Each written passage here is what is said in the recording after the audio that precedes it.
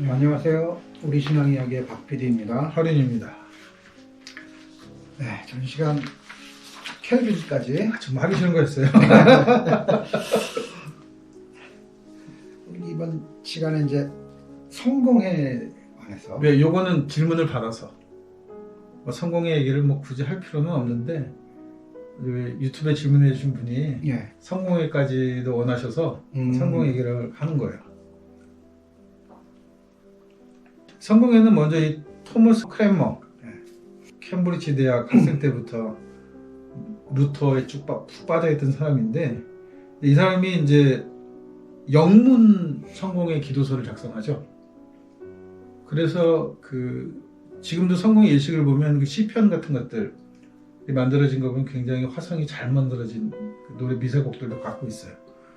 성공회라는 건 뭐냐면 처음에 시작은 뭐냐 하면 독일식 혹은 라틴어식으로 되어 있던 바티칸식의 종교 예식을 영어로 바꿔서 했다는 거가 시초예요.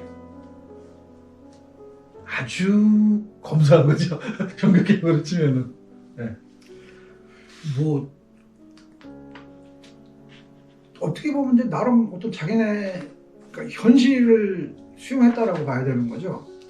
말하자면 예. 그것도 일종의 토착화일 수도 있는 거고. 일종의 토착하죠. 예. 네, 일종의 토착하죠. 언어적인 토착화라고 보는 거죠. 그래서 이제 성공회는 전통적으로 다른 데랑 달리 이렇게 그 영어를 그렇게 강요하지 않아요. 타 지역에서는 그 지역 언어를 바꿔서 하는 걸 우선적으로 하죠. 그게 전통이니까. 네. 전체 다른 이제 종교 개혁가들하고 비교했을 때 성공회가 그렇게 뭐 개혁적이냐 하는 거는 또 아니잖아요. 성공의 신자들이 이 얘기하면 제일 싫어하는데 그냥 왕의 변덕 때문에 생긴 교파예요. 이거 자꾸 아니라고 얘기하는데 딱 그거밖에 없어요. 첫 이유는 신학적인 이유라든지 네. 또는 이제 찌빙글리처럼 어떤 현실 개혁적인 면이라든지 이런 게 나타나지는 않잖아요. 그거는 전반적으로 있었죠. 근데 유럽이 이미 그거는 이제 예, 전체 사회 종교 열풍이 불어서 예. 종교 열풍이 불면서 그것도 꼭 루터가 아니더라도 이미 동방교회 문명이 들어오면서 전반적으로 르네상스 산업 이제 자본가들이 나오기 시작하면서 흔들흔든 상황에서의 그 상황인 거예요. 그러니까 영국이 특별히 왕이 변덕을 부리지 않았으면 지금도 그냥 가톨릭 국가로 남아있을 가능성이 굉장히 많은 지역이에요. 이 지역이.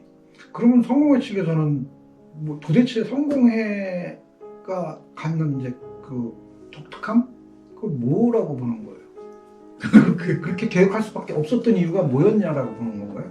그 얘기를 잘 안 하려고 해요. 그래서 없어요? 그러니까 제가 볼 때는 왕이 강제로 성공회를 만들면서부터 시작이 된 거죠. 이야기가. 아니 그러니까 그거는 예. 그거 그걸 말고는 인정을 안 하고 싶어 한다니까. 그거를 근데 그 뒤에 나오는 신학들이 성공의 신학이라고 불릴만한 것들이 있어요. 중도적인 영향을 갖고 있는 카톨릭도 아니고 개신교도 아닌 중도 성향이 성공회적인 신학이라고 보고 지금도 자기네들이 그런 모호함을 정체성이라고 얘기하는데 극중주의. 그렇죠. 그거를 얘기하는데 그거가 나오던 배경이 왕 때문이란 말이에요. 그거를 왜 그래서 그거를 인정하는 듯 안 하는 듯 해요.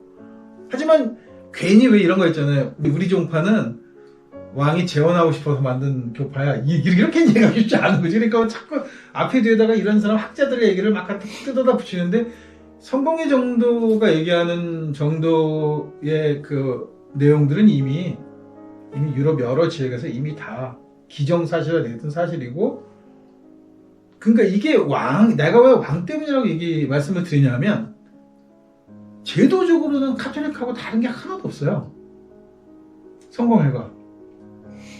그러면서 뭐만 바꿨냐면 교황의 영향에서 벗어나서 독자적인 형태의 주교 형태로 바꾼 것 뿐이지 미사 내용도 그렇고 신앙적인 토대도 그렇고 거의 한국에서는 좀 덜한 편인데 마리아 신앙도 그냥 그대로고 다른 게 없어요. 주교 회의들은 있죠.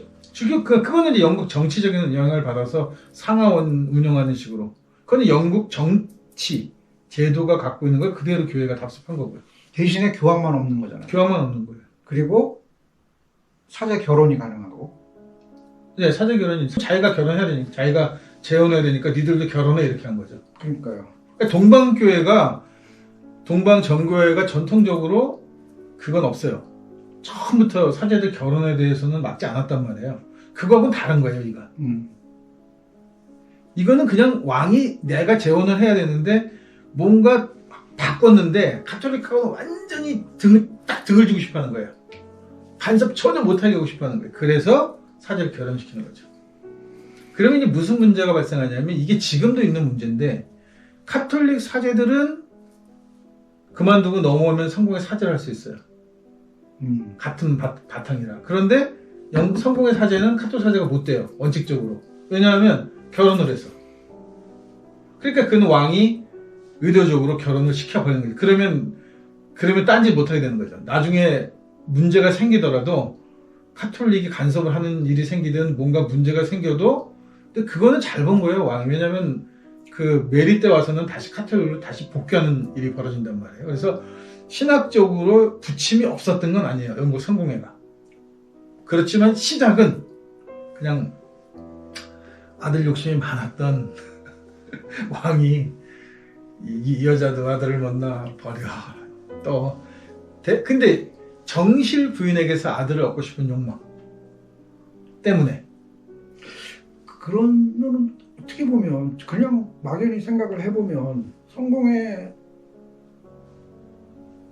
반대로 그러니까 카톨릭 사제가 성공의 사제 되는 거를 성공회 측에서도 똑같이 하고 싶은데 네. 성공회는 저처럼 가면 못하잖아요. 네. 그럼 반대로 성공회 입장에서도 카톨릭 사제 오는 또 사제 인정 못해 이렇게 그게 정상인데 네. 그렇게 안 하더라고요. 그러니까 그 이유는 저긴 큰 집이라는 개념이 계속 가져지고 있었던 얘기인가요? 은근히 흠모하는 게 있어요. 그러니까 제가 성공의 사람들을 만나면서 조금 항상 의아했던 게 뭐냐면 이 사람들은 자기네들을 뭐라고 생각하는 거지? 10명 중에 8명은 자기네들은 카톨릭이라고 생각해요. 개신교라고 생각 안 하고. 아 그냥 그 신교 구교 나눌 때 네. 우리는 더군다나 한국은 왜 그러냐면 한국은 그걸 고교의 전통이라고 했는데 카톨릭이즘인가 뭐 이렇게 부르던데 고교의 옥스퍼드 중심의 고교의 전통을 중시하는 애들이 한국에 들어왔어요. 신부 애들이. 그래서 한국은 굉장히 카톨릭적이에요. 아 근데 일단은 목사가 아니고 사제잖아요. 네, 사제라고 부르는 것도. 근데 재밌는 건 다른 지역에서는 미국 같은 경우는 목사라고 불러요. 신부라고 안 하고. 네, 거기는 미국 가면 또 깜짝 놀라는 게 완전히 딴판이에요. 성공회가. 그렇게 사제처럼 옷 입고 신부 이척하는 사제가 있는가 하면 그냥 청바지 입고 기타 하나 들고 노래 부르는 사제도 있어요. 목사도 있다고요. 그러면 그런 것들은 성공회 입장에서는 굉장히 현지 이 귀속주의에 많이 따르나요? 예, 현지 귀속주의에 따르긴 하지만 그러니까 우리가 영국 성공 모체가 영국이라는 거를 놓치면 안 돼요. 그 얘기를 안 하고 싶어 하죠. 또 성공회 교인들이. 영국 성공회이기 때문에 문제가 많은 거예요. 왜냐하면 제국주의 영국이 해가 지지 않는 나라잖아요. 그러니까 영국 성공회라는 것은 그 제국주의 상선을 타고 들어왔던 선교사들에 의해서 한국도 최초에 들어왔던 선교사는 해군 군목이에요.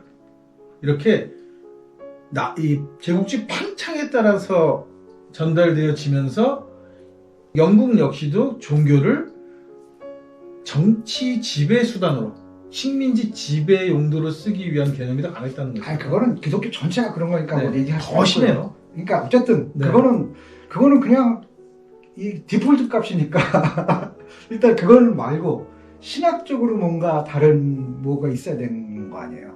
신학적으로는 이제 카톨릭의 화차설이 하면 여기는 상징설인가 기념설인가 하여튼 그래요. 화차설은 아니에요.